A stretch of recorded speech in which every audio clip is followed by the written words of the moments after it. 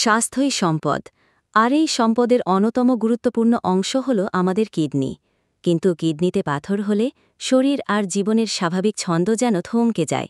ব্যথা, অস্বস্তি আর চিকিৎসার জটিলতা অনেকের জীবনকে করে তোলে দুর্বিষহ। আজকের এই ভিডিওতে আপনাদের মাঝে আছি আমি ডক্টর ঈশানী ফ্রম ঘরোয়া চিকিৎসা সেবা। চলুন যাওয়া যাক মূল ভিডিওতে।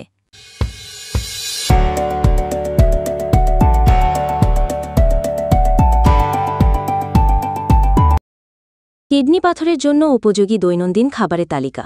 খাওয়া উচিত পর্যাপ্ত পানি, প্রতিদিন ৩-৪ লিটার পানি পান করুন। লেবু মিশ্রিত হালকা গরম পানি সকালে খেতে পারেন, যা সাইট্রেট পাথর গলাতে সাহায্য করে।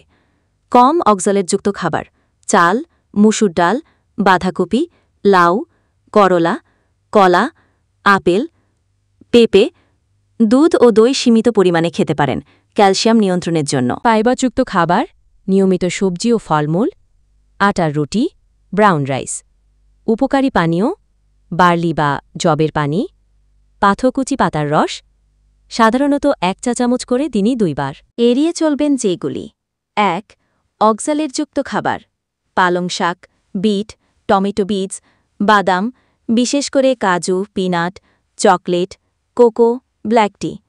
লবণ ও প্রোটিনযুক্ত খাবার, অতিরিক্ত লবণ ও মশলাযুক্ত খাবার, বেশি পরিমাণে মাংস, গরুর কলিজা, ইন্টেস্টাইন, চিংড়ি মাছ, শুকনা মাছ। ৩. কোলা ও সোডা জাতীয় পানীয়, যেগুলিতে ফসফেট বেশি থাকে, তা পাথর তৈরি করে। দৈনন্দিন খাবার রুটিন: সকালে লেবু পানি, হালকা খিচুড়ি, সবজি রুটি ও একটি কলা। দুপুরে ভাত, লাউ বা কুমড়ার তরকারি, ডাল, ১ গ্লাস বার্লি পানি। বিকেলে পেঁপে বা আপেল, পানি, লেবু পানি।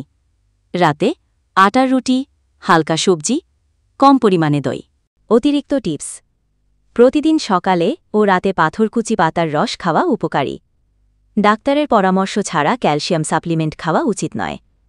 কিডনি পাথর কী ধরনের তা জানলে খাবারের তালিকা আরও নির্দিষ্ট করা যায়, যেমন ক্যালসিয়াম অক্সালেট, ইউরিক অ্যাসিড ইত্যাদি।